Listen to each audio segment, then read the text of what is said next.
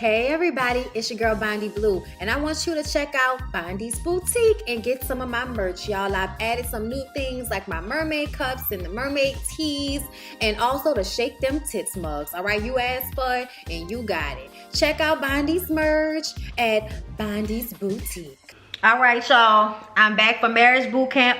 I hope y'all got a chance to check out the Jordan Woods video, in which I completely went the fuck off with my angst about the Kardashians and all of that. Y'all check that shit out. Y'all, this morning I've been listening to Sylvester all morning. You make me feel mighty real. You make me feel mighty real.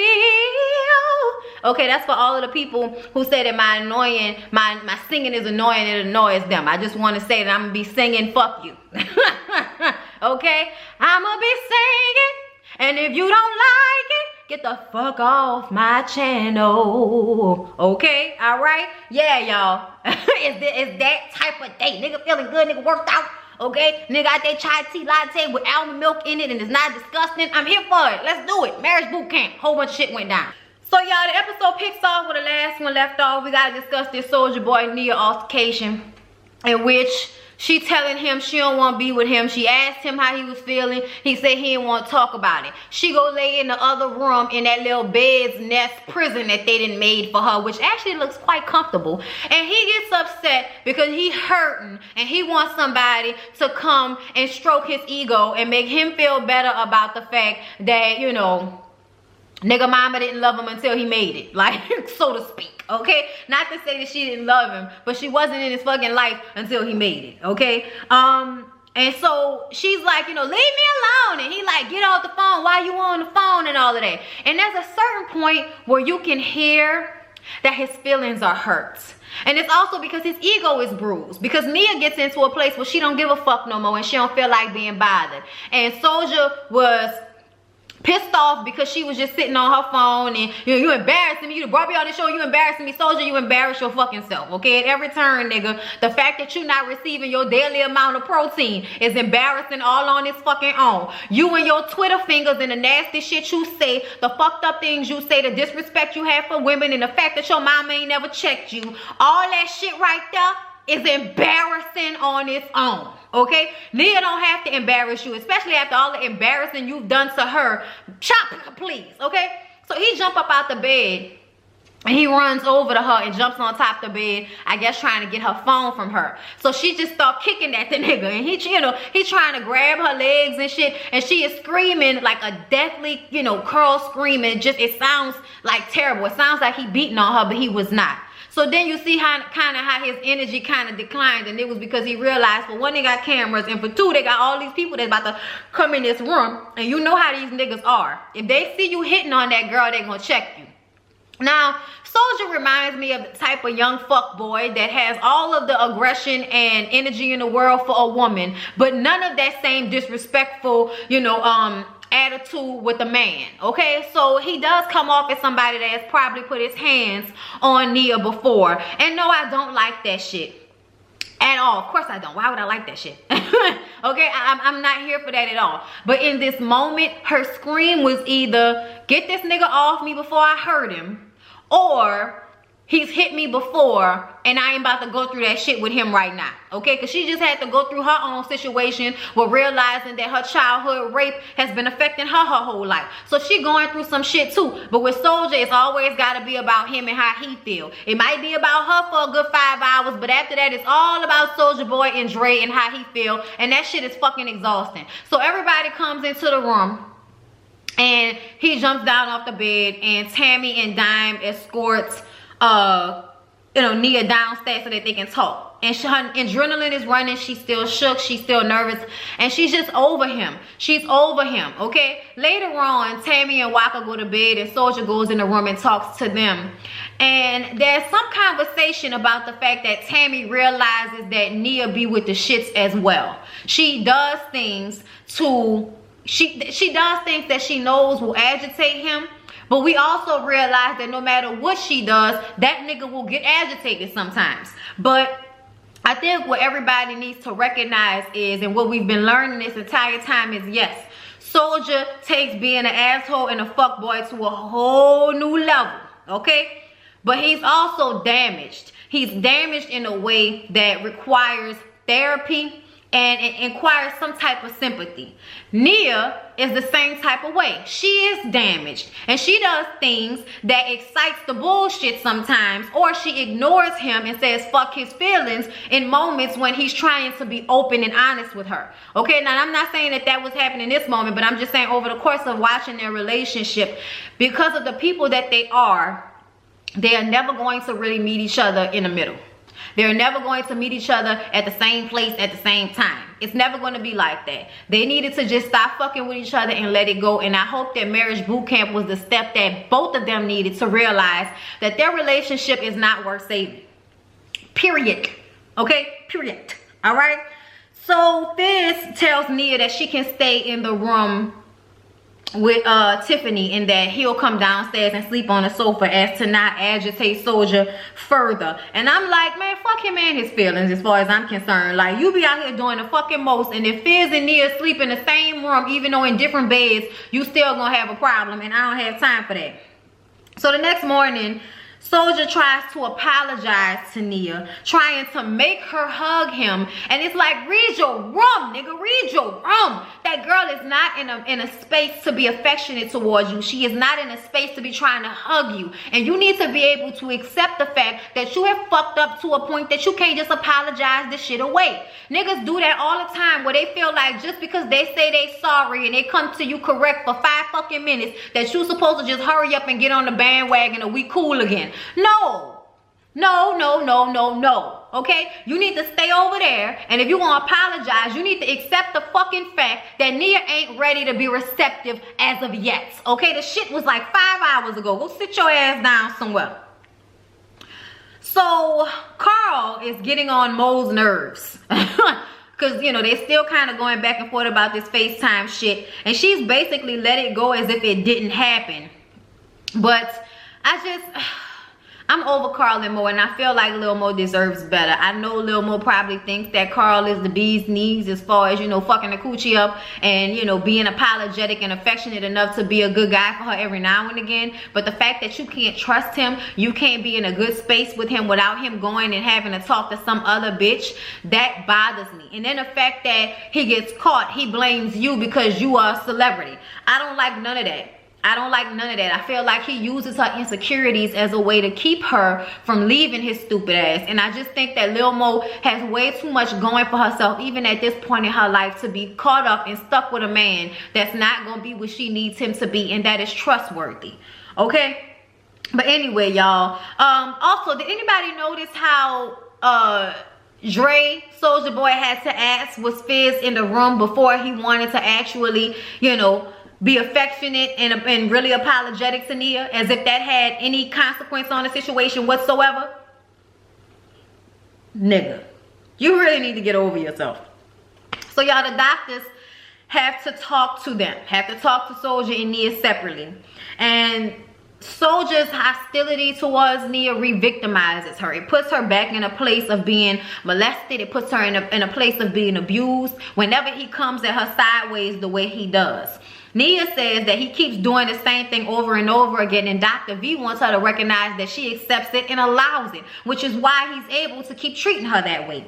Dr. V goes over, you know, gives her like a pamphlet on info about rape victims and the issues that they go through and some of the signs that she's still dealing with it without really dealing with it. And that's just such a sad thing to me, because I can see Nia wearing that on her like a sweater. Like, she's wearing that abuse on her, that rape. She is wearing all of that on her sleeve, and I really wish that she would deal with it so she can become free of it and stop being this internally angry person, because you can see that's kind of where she at with it. You know what I'm saying? Like, it may not always be on the surface, but underneath, that shit is festering. All the abuse from Soulja Boy, the rape from, you know, whatever happened with the baby daddy, like every man that hurts her, I feel like instead of dealing with the issues, she just constantly eats it until it'll be festering in her stomach, and one day she gonna kill or stab one of you niggas.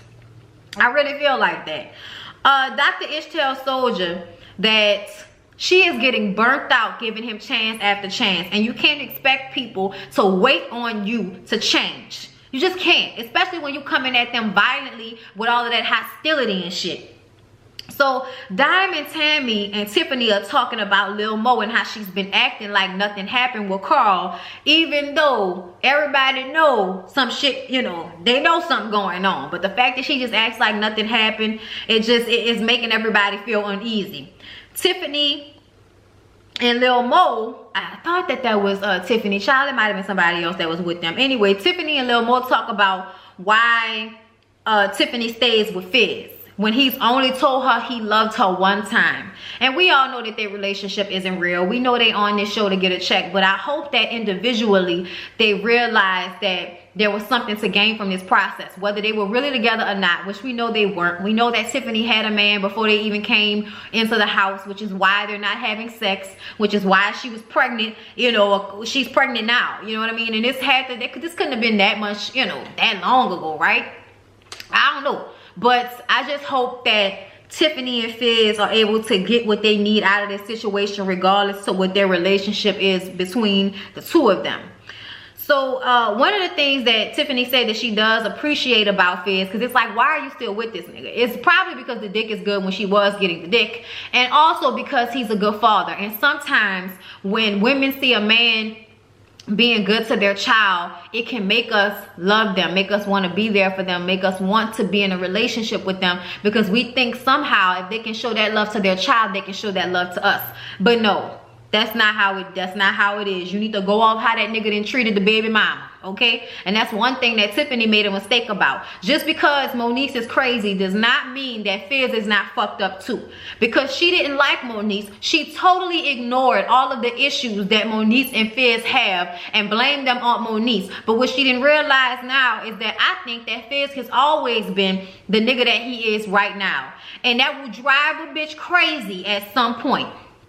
Okay, it will drive a bitch crazy, and I think you need to have some type of sympathy for the baby mama. Like, everybody always want to be like, oh, fuck the baby mama, but at the end of the day, the baby mama was with that nigga when it was good and then when it got bad. You need to pay attention to how he is with her once it got bad. The fact that he always talks shit about Moniece, the fact that he always disrespects her to other people than in public, regardless to what their personal situation is, that is the mother of your son, and you have a lack of respect for her on a basic human level. And no woman should want to be in a relationship with a man that will handle the mother of his child that way, because eventually he will handle you in that way.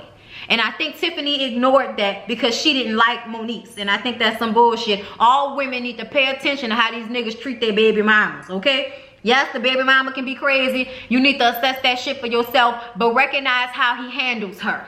If he's talking shit about her to you, that's a problem. That's unnecessary. He don't even know you like that, as far as I'm concerned, okay?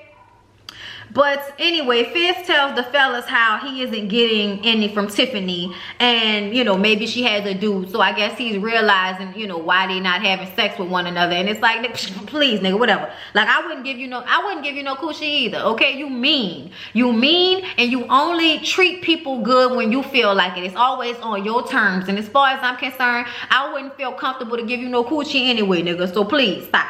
So they have this drill where they have to make cocktails, and the cocktails require honey, so they have to go and get honey from a beehive in order to make the cocktails.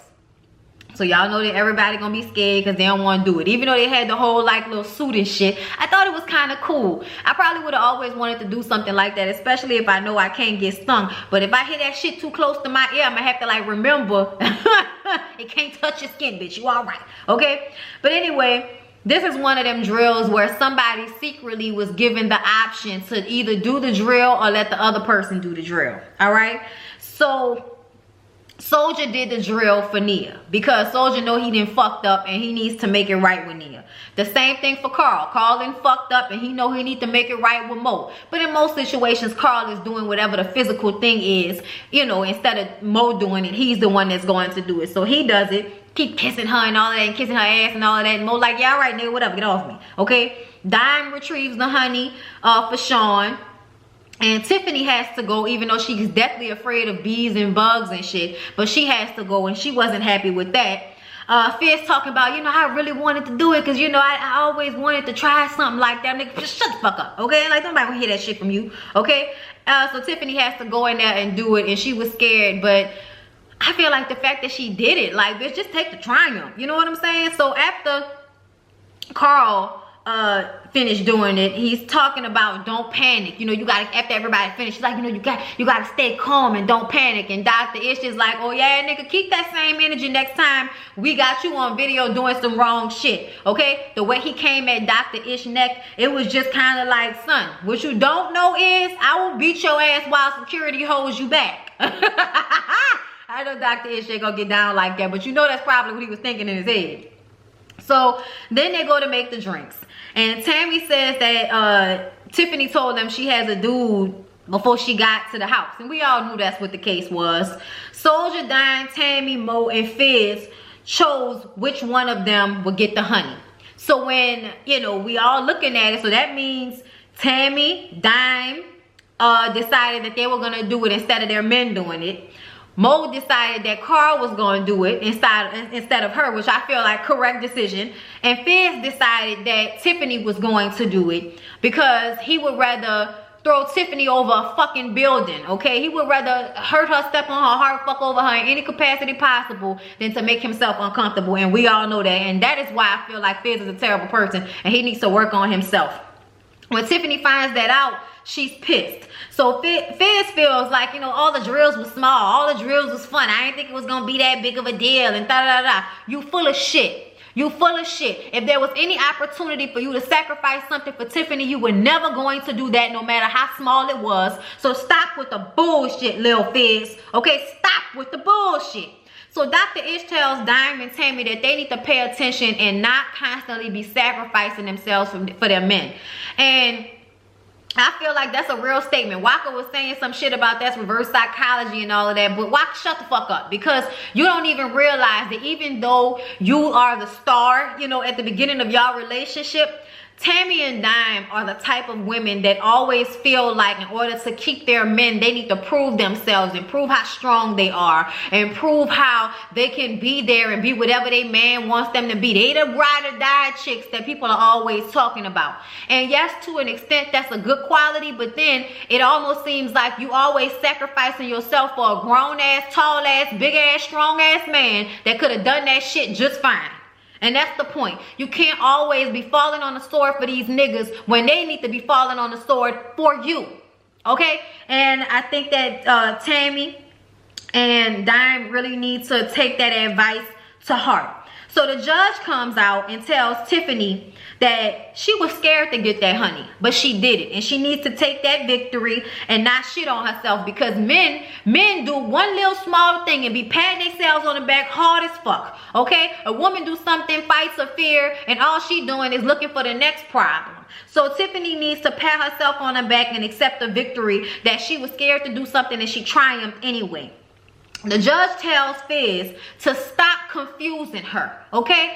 Stop rubbing on her. Stop trying to have sex with her and then still talking this shit about you don't want a relationship with her. You're confusing her. Point blank, period. And Fizz never wants to take responsibility. So he's like, oh, so I can't be honest and I can't, you know, if I don't be somewhat nice to her, then everybody gonna perceive me as an asshole. Fizz, you are an asshole. You are an asshole, my nigga. It's not about that. You treat her like shit almost every episode, nigga. Almost every episode you treat Tiffany like shit. So being nice to her and then rubbing on her and trying to fuck her are two totally separate things. And you can justify how you act as much as you want to, but you shit on her as much as humanly possible in this fucking house. The only day that you were ever supportive of her is when she was telling her story as a child. That was the only time that you were supportive of Tiffany. So please don't act like that alone, you being supportive of her, is what is confusing everybody. No, it's a whole bunch of other shit that you do that confuses Tiffany. Then judge says, so Fizz, you would rather hurt her in order to save your image? And he was like, yeah. And I was like, nigga, what image? Where's the image? You was in B2K. You was a rapper in a singing group, my nigga, that was only around for a good 5 years. Yes, y'all had y'all reign and y'all did it for us, okay, during my time. But ultimately, that shit came to an end. And all you're known for now is being a good father, but a terrible man as it pertains to how you treat your baby mama and how you treat the women you in relationships with. That's all you're known for. So what image are you trying to save? If anything, taking a fall or taking some type of sacrifice for Tiffany would have made you look better. So I don't know what fucking image he was talking about, but he keep making himself look worse and worse as far as I'm concerned. Carl takes this time to, you know, give this long, drawn-out apology to Lil Mo about how sorry he is for throwing a glitch in the system. And, you know, he gonna rock out with her forever and all of this shit. And Dime said, nigga, you capping. Which translates to nigga, you're lying. Okay, I believe that Carl is full of shit. And he don't like when Mo gets to a place where Mo is starting to withdraw herself. She may not be fighting and arguing no more, but she's withdrawing herself from giving a fuck about him. And now, since he know he done fucked up, he gotta kiss her ass about it. And he wanna apologize in front of everybody. Now, she still needed that apology, but I don't like Carl, y'all. Dr. V tells Carl that he's a smart man and to stop doing stupid shit. I was like, okay, Dr. V, okay, we here for you, bitch. And Judge says that if you didn't get the honey, then tonight you need to rub your partner's feet. Tiffany was like, that nigga ain't touching nothing on me, because he gonna think a foot rub gonna end up with him finger fucking and getting in his coochie. No, it's not, okay? Soldier and Nia sleep in the same bed, and I don't know if she rubbed his feet, but I just saw them happy to be in the same bed with one another. And y'all, this is when I realized that Soldier needs the love of a woman so much, and it is because he is trying to replace that with what he should have gotten from his mother. You can tell, because when he's a good guy, when he's being nice and sweet, he's like a little kid, you know, in that sweet way where you want to be like, oh, you know what I'm saying? But then he turns into a fucking 5-year-old and throws a tantrum, and you just want to throw the nigga against the wall. Okay, so I totally understand Nia and why it is confusing for her, and it has been so hard for her to take herself out of the equation with him, because even though he's done some fucked up things, it is obvious that he has his moments where he will make you feel like you are everything to him, but then shit on you in the next 30 minutes. So I understand why, especially with her own issues, why it's been so hard for her to separate herself from Soldier, but I hope she will. Fizz and Waka have a smoke outside when everybody goes to bed, and Fizz says that the judge made him realize that Tiffany will confuse anything he does, so he has to be careful even when he's being nice or even when he's being honest. And Tiffany says that I'm just really damaged at this point and I need to work on myself. And, you know, basically taking responsibility for the fact that there's nothing this nigga can do. Because he fucked up and I'm fucked up and we can't work on us. I need to work on me. So I'm happy that she said that, because I think that that's real. And I hope that she does get therapy. I hope that she does whatever she needs to do to work on herself. But I also want her to accept fault in a situation where you ignored the type of person that Fizz was because you didn't like Monique's. Okay? And Fizz, you need to realize that just because Monique is crazy does not make you right in the situation. You a good father, and that's it. That's it, that's all. All right, y'all. I hope y'all enjoyed the marriage boot camp recap review, and I will see y'all in the next video. The Love After Lockup comes on tonight. So I might do that one tonight. If not, it'll be up tomorrow. Love y'all.